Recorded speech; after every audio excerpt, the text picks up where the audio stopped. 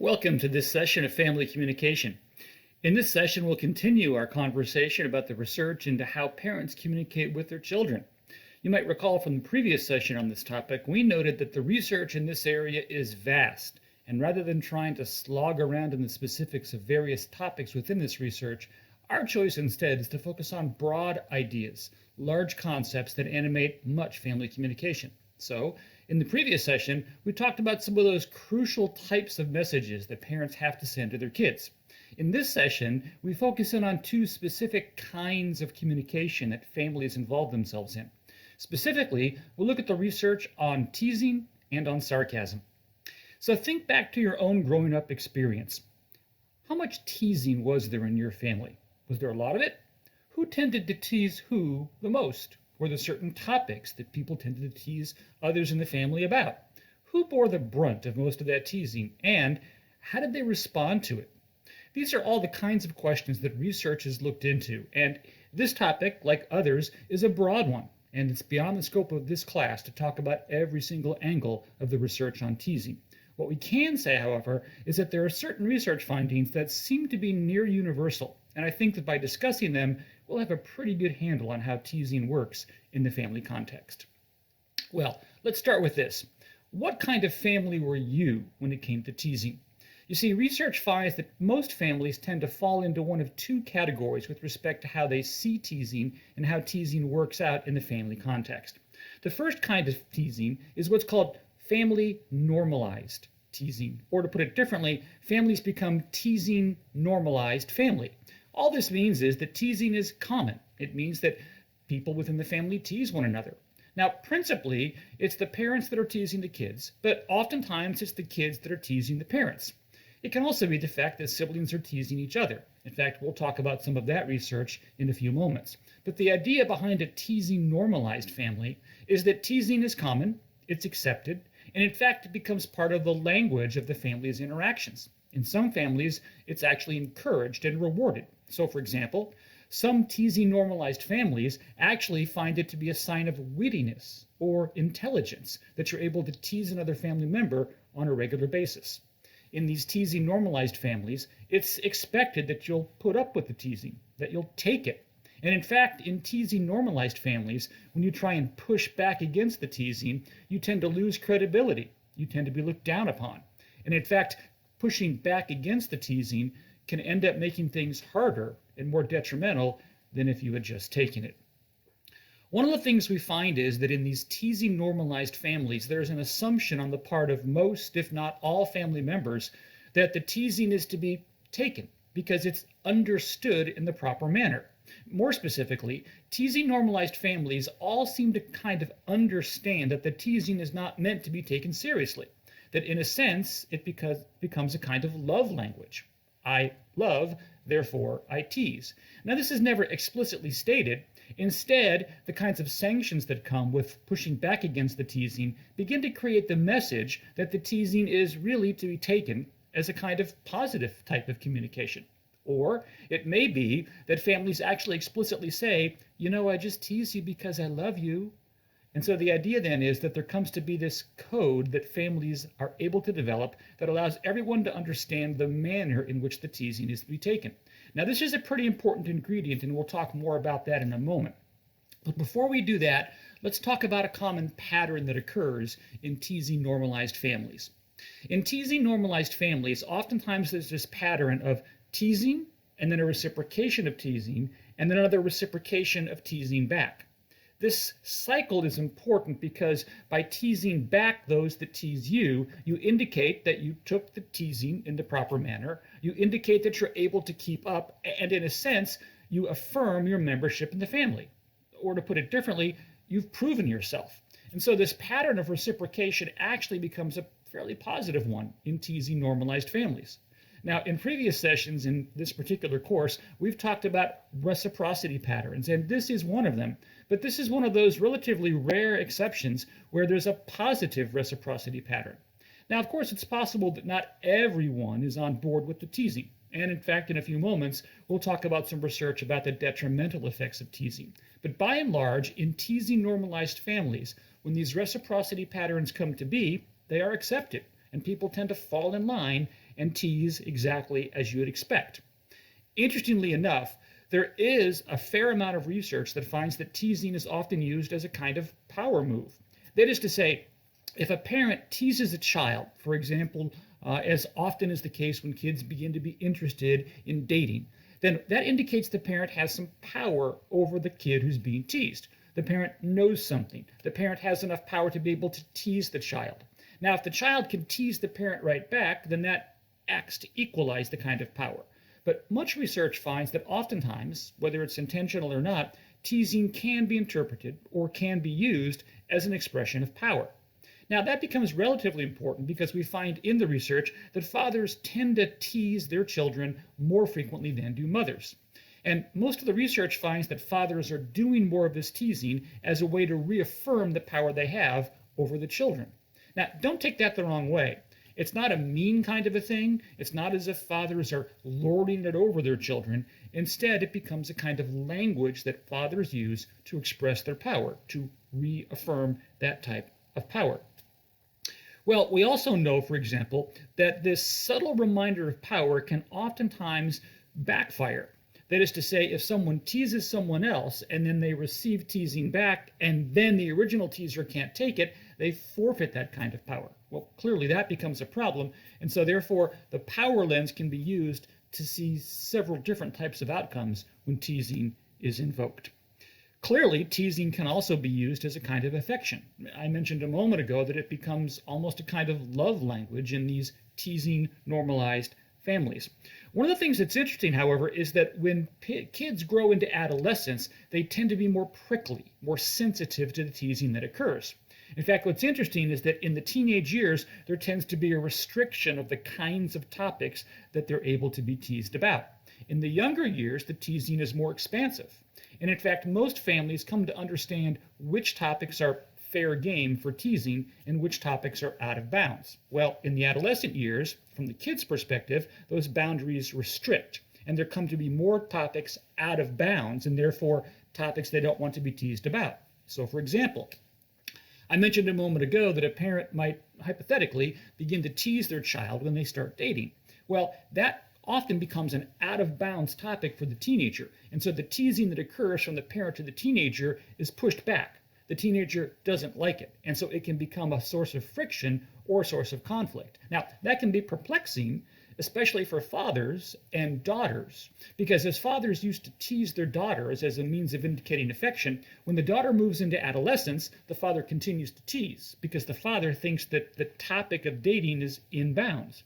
But the daughter now finds that topic to be out of bounds. But the only language, so to speak, the father has to continue to interact with his daughter is to tease. And so he continues to speak that language. The problem, however, is that the daughter no longer wants that language spoken, and so it becomes a source of friction and difficulty. Now, the same thing can happen with sons and fathers, or mothers for that matter, but it happens less frequently because that sensitivity, at least on the topic I mentioned a moment ago of dating, is not the same. Now, this all can be under the heading of what we called a moment ago, teasing normalized families. One of the things that we find is that teasing normalized families oftentimes use teasing as a way of creating alignment.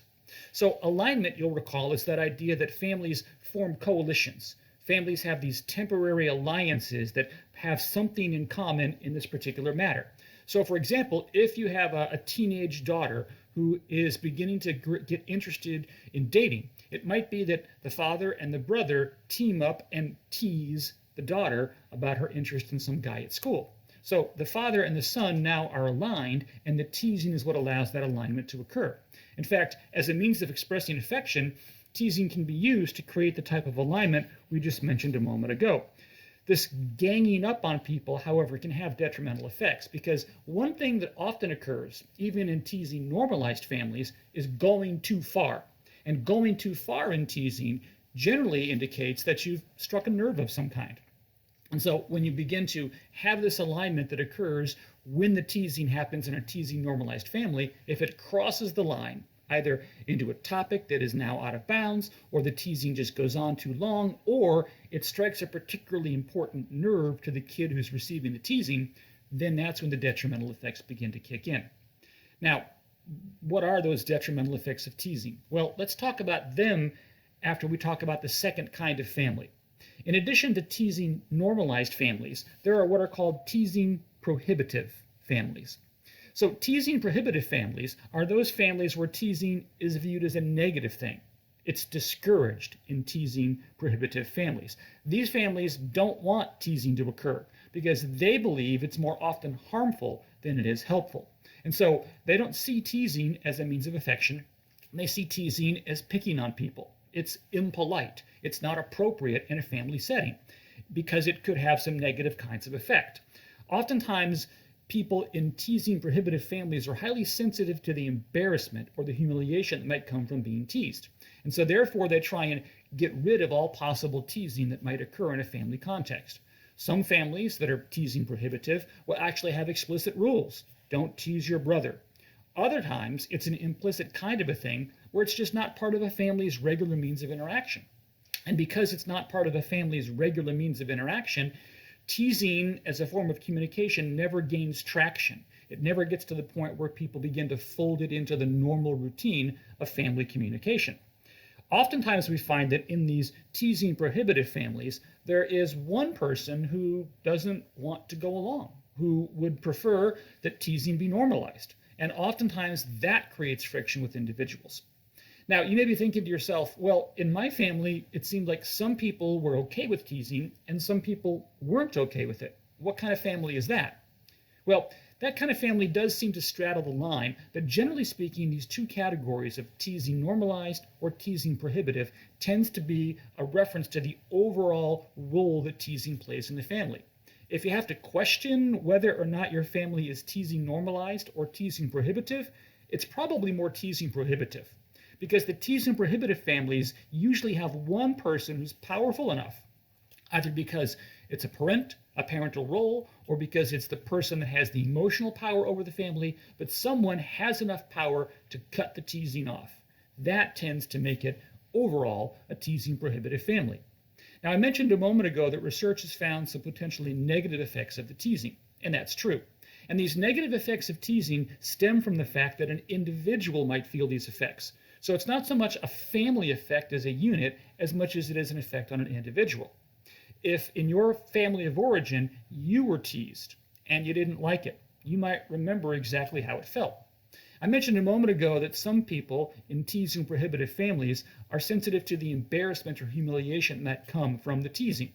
One of the detrimental effects we find when teasing goes too far, or when someone finds themselves in a family situation where there's teasing and they don't like it, is that oftentimes it does create more common conflict between the family members. But more than that, that sense of embarrassment or humiliation that comes when you are teased oftentimes begins to create that personal fable we talked about in previous situations. It can oftentimes leave a long-lasting stain on the relationship between family members. So, for example, there's some research that finds that oftentimes when families go too far in teasing, it can create a kind of wedge, such that you begin to see someone as a kind of enemy to you. And in some family settings, for example, when a father teases his daughter too often, it can make it difficult for the entire relationship to flow as smoothly as it otherwise would. And so for these kinds of reasons, these teasing prohibitive families find it very difficult sometimes to carry on in any manner other than what I've just described. Beyond that, most of the negative effects of teasing tend to be idiosyncratic. And in fact, most of the research finds that families that engage in teasing tend to find that line that you don't want to go beyond. So, for example, it might be that the older brother is able to take a lot of teasing, the younger brother is not. So the family finds that line, and so they're able to stay on the other side of that line before triggering the kinds of negative effects that might occur. This teasing threshold becomes rather important because research finds that most people tend to have a teasing threshold, and that even within a family unit, you have to become sensitive to knowing what each family member's teasing threshold is, as well as being sensitive to knowing which topics for that particular family member are out of bounds. Research is very clear. If you're not sensitive to that threshold, or if you're not sensitive to what's out of bounds, then that's where most of the negative effects of teasing come to be. But to be honest, most of the research on the long-term effects of teasing don't find it to be significantly negative. Instead, it tends to be temporary. It tends to be more related to the notion of conflict and how teasing creates friction or creates conflict. And it's then, because the conflict has been created, that most of the detrimental effects of teasing can be found. Or to put it differently, teasing tends to be more an indirect, secondary cause of whatever negative effects there might be than a primary, direct effect. Or, to put it in different words yet again, to use the terminology we used a couple of sessions ago, teasing tends to be more a remote cause of negative effects rather than a proximate cause. The proximate cause of the negative effects tends to be the conflict, which began because of the teasing. Well, teasing is just one of the more common types of communication that occurs in family settings. Let's turn our attention now to the second type, which is sarcasm. Now, sarcasm is a difficult topic to talk about because for many individuals that have grown up in families of origin with sarcasm, they take it to be second nature. In fact, in my years of teaching college, so many of my students will say, yeah, sarcasm was just a normal part of our family's interaction. And, in fact, for many of my college students, sarcasm is a normal part of their current interactions. And so you have this situation where sarcasm is so woven into people's growing up experiences that to consider it as a possibly detrimental type of communication is foreign to them. Yet, for many of my other students, they know very well the potential detriments of sarcasm. They know firsthand how sarcasm can lead to a lot of negative outcomes. Well, what does the research say about sarcasm as it occurs in a family context? Well, first of all, much like teasing, sarcasm tends to be the kind of thing into which families tend to fall into one of a couple of categories. So some families have what's called a high tolerance for sarcasm. These are much like teasing normative families in the sense that these high tolerance families have a lot of sarcasm permeating their conversation. Their tolerance for sarcasm is high. They allow for a lot of sarcasm. Sarcasm is common. It becomes a language that's used in the family interactions. Now, whether it's a positive or negative language, we'll talk about in a moment. But the fact of the matter is the high tolerance families are those that use sarcasm on a regular basis.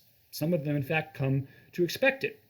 Now, what's interesting is that parents in these high tolerance families, they tend to be very much of a mind to underestimate the possible negative effects of sarcasm. They tend to be dismissive of the notion that the sarcasm they use might have a detrimental effect on their children. This, of course, poses a very challenging situation because if you're in a situation where you don't recognize the possible negative effects, you continue to charge on and use the sarcasm, and therefore wonder what went wrong when those negative effects began to manifest themselves. So high tolerance families clearly are those families that allow for a lot of sarcasm. The low tolerance families, on the other hand, are those families that don't put up with much sarcasm. They don't use sarcasm all that often. It's just not the kind of thing that permeates their family communication. And these kinds of families are much like those teasing prohibitive families. They tend not to see sarcasm as a beneficial thing. In fact, rather, they tend to see it as more often harmful. They see it as the kind of thing that has no place in a family setting because, in their view, these low tolerance families think that family should be a place of support, a place of affirmation, a kind of safe space. Many of these low tolerance families believe that the world out there is difficult enough, that you don't need a family setting to add more potential conflict, more potential upset. Or to put it differently, family should be a refuge from the kinds of negativity that is out there in the real world. And so to be sarcastic with one another is to bring negativity into what otherwise would be a refuge.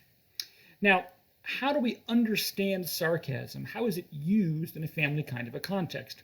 Well, one of the things that's interesting is that there's some research in brain development that's tried to ask the question, when do people begin to understand sarcasm? Because if we think about it, sarcasm often is to say one thing, but to mean the exact opposite. So if, for example, a daughter walks into the living room and the father looks up from his iPad and says, "Wow, your hair looks great." Now, he says that sarcastically. He's not literally meaning to compliment his daughter's hair. Instead, he's intending to send the message that her hair doesn't look very good. Well, at what age is a kid able to understand that subtlety of meaning the opposite of what you say? At what age can you pick up on the tone of voice that is so important in understanding sarcasm? Well, research suggests that most kids under the age of 9 aren't able to pick up on sarcasm. Now, obviously, idiosyncratically, that might not be the case if you talk about a particular child. But generally speaking, kids' brains are not developed enough, and they haven't had enough experience in interactions to be able to detect the subtleties of sarcasm. Now, that's not to say that everyone over the age of 9 gets sarcasm. In fact, most of the research says that it takes some experience with sarcasm to get sarcasm. And so what ends up happening is that oftentimes parents will begin to tease kids at a young age, and the kids won't be able to pick up on the subtleties of sarcasm. And so all they hear is the negative message, not the perhaps positive, affectionate message that might be intended behind it. Sarcasm, by definition, requires a kind of interpretive code. And unless you're old enough to be able to understand the code, you're going to miss the sarcasm. But even beyond that, once you're old enough, let's say you're 15, you're 18 years old, and you've grown up in a high tolerance family. Well, over time, you're socialized into understanding how dad does sarcasm, or how your older sister does sarcasm. And so over time, just the natural process of interacting with your family creates a kind of code for understanding the sarcasm. Some sarcasm is meant to be playful or even affectionate. Other sarcasm is intended to be hurtful and insulting. And so untangling which is a skill that has to be developed. And unfortunately, people in high tolerance sarcasm families tend to assume that everybody can develop that skill and that everybody develops that skill roughly at the same time. The reality is that the research shows that that is not the case at all, that people tend to develop the interpretive codes at different times. Or to put it differently, they all get it on their own timeline. And so a parent, for example, that assumes that all of the children will get the sarcasm and take things in the playful way it's intended is probably mistaken. And it's probably a situation where the kids may or may not get the sarcasm that's intended. Now, one interesting thing about sarcasm is that, like teasing, that means of communication can often be a way of demonstrating your worth. It's kind of a way of proving yourself. So if you can both give sarcasm and take sarcasm, especially in this reciprocity kind of a simple situation, then that is a way of gaining credibility in the family. It's a way of matching wits, so to speak. It's a way of allowing someone to make a one-up move and then meet that one-up move. So if, for example, your older sister is sarcastic to you and you're sarcastic back to her, you've kept up. You've proven, in a sense, that you can take the sarcasm, and you've proven that you can dish it out, which means that you're able to reclaim the power that might come from being able to be sarcastic with someone else. But that depends upon people both understanding the sarcasm as the way it's intended. I said a moment ago that oftentimes parents underestimate the extent to which people can get sarcasm. Too often, a parent will begin to use sarcasm with a child, expecting the child to get it and keep up. The child doesn't get it or doesn't keep up, or alternatively, the parent is sarcastic toward that particular child on a topic that strikes a particular nerve, and the child doesn't want that to be the type of thing about which the parent is sarcastic. Now, what's interesting is that people that have, let me back up. What's interesting is that, like teasing, there tends to be this range of topics about which you can be sarcastic. You might recall that a few moments ago we said that there are certain topics that are in bounds or out of bounds with respect to teasing. Well, the same thing is true when it comes to sarcasm. But what's interesting is that sarcasm and your ability to use it is different from teasing in this manner. I said that in the adolescent years, the range of what you can tease people about tends to be restrictive. That's not the case with sarcasm. As you move into the teenage years, the range of topics or the things about which you can be sarcastic tends to stay relatively the same. Now, it's true that people oftentimes have a topic about which they don't want people to be sarcastic. So to go back to the example I shared a moment ago, the hair that the daughter has might be the kind of topic about which she just doesn't want anyone to be sarcastic because it means a lot to her. Well, the parent had better figure out that that topic for the daughter is off limits. It's out of bounds. But that is only occurring by process of trial and error. And so what we find is that unlike teasing, this range with respect to sarcasm tends to stay relatively the same. Now, one of the things that's also fascinating about this research about sarcasm is that there's an intergenerational transmission of sarcasm. Here's what we mean. If sarcasm is used on a regular basis by the parents to interact with the kids in the family, then kids will tend to use sarcasm with those with whom they interact. So if at home a kid hears a lot of sarcasm and uses a lot of sarcasm, that child is likely in his or her friendships at school to also use a lot of sarcasm. And so most researchers tend to believe that this is because sarcasm comes to have a stamp of approval, that it's modeled in the home as an acceptable kind of behavior. It's actually a very similar kind of a concept that we see in talking about profanity. If profanity is used on a regular basis in the home, then chances are quite good that a child will use that profanity outside the home because it's positively modeled in the home. By the way, for what it's worth, teasing is not the kind of thing that seems to be intergenerationally transmitted. Or to put it differently, kids that are teased in the home don't tend to tease outside the home, at least not nearly to the same extent as sarcasm is extended to communicative interactions outside the home. Well, I've alluded to some possible negative effects of sarcasm. And unlike teasing, research has been able to identify a number of rather specific detrimental negative effects of sarcasm when the sarcasm goes too far, when someone has been sarcastically communicated with about a topic that is important to them, or if someone finds themselves in a high tolerance sarcasm family and for whatever reason they just can't handle it. Either they've outgrown the sarcasm or they never really were on board with it, but they just went along with it because they felt overwhelmed by it. So what are those potentially negative effects? Well, one of the things we know is that consistent parental sarcasm toward their kids makes it more likely that the child will have a greater level of insecurity. Now, that's less so in high tolerance families, but surprisingly, even in these high tolerance families, we find that it's not at all uncommon for one of the children to be less secure than the other children in the family. All things being equal, the mere presence of that sarcasm tends to correlate with a greater level of insecurity among one of the children. This, unfortunately, is especially true when fathers are sarcastic toward their daughters. When that happens, the level of insecurity in the daughter also tends to rise to a much greater level than the likelihood of the level of insecurity in the son. Now, by the way, let me call time out for a moment. You've heard me, not only in this session, but in previous sessions, talk extensively about the difficulty of fathers communicating with their daughters, in particular as their daughters get into their teenage years.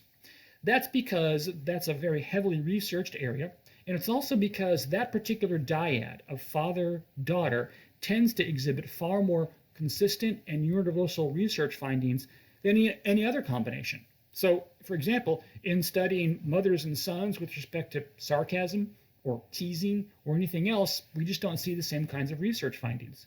So I'm not picking on fathers, and I'm not trying to hammer on the father-daughter relationship. I'm just going where the research goes, which is, in this case, to talk about how fathers and daughters and sarcasm interact communicatively. Well, one of the things we find is that oftentimes when families in these high tolerance situations make use of sarcasm, there does tend to be one individual who is less on board with it, who is less accepting of it, who is less comfortable with it.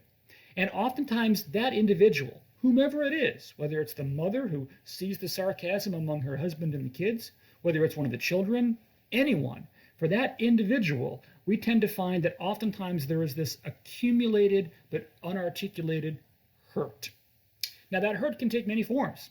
That hurt can be feeling picked on. That hurt can be feeling less loved. That hurt can be feeling as if you're the odd one out. That hurt can be this sense of misfit within the family. It can be many things.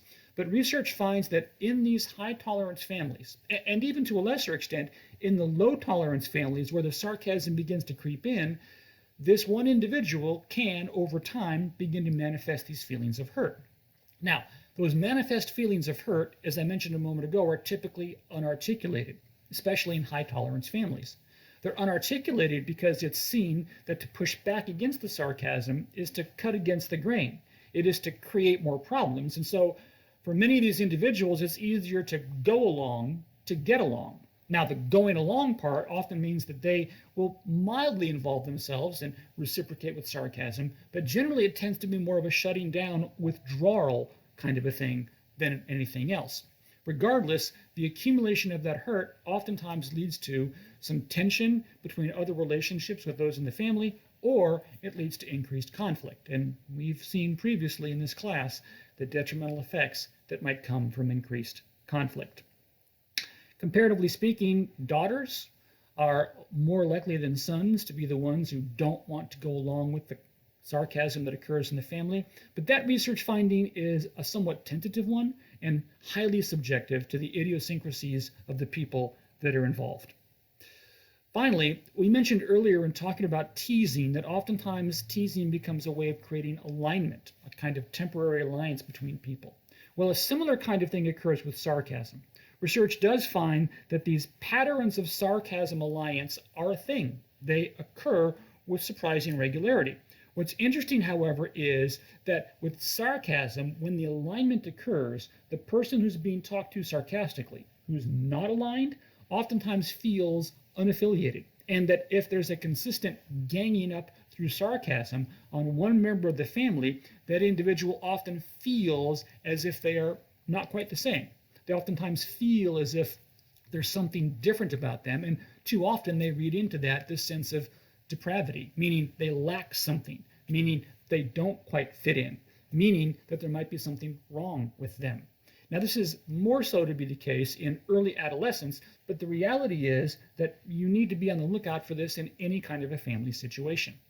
And so sarcasm can have some rather significant detrimental negative effects, but like so many other things in this class, it's highly dependent upon the idiosyncrasies of the people that are involved. It very much depends upon personality, upon experiences, upon context, about all sorts of other things. But teasing and sarcasm become two of the more common ways that families communicate with one another. And so we'll leave the conversation about parents and children and how they communicate there. To go into greater discussion of the research would require us to talk about specific topics, and frankly, it's beyond the scope of this class to do that. But if you understand a little bit about how sarcasm works, a little bit about how teasing works, and then you think about the dynamics mentioned in the previous session about warmth and control messages, for example, then you'll have a pretty good handle on how it is that parents and kids communicate with each other. In the next session, we'll talk a little bit about how communication occurs in blended families, because research most recently has looked at that context.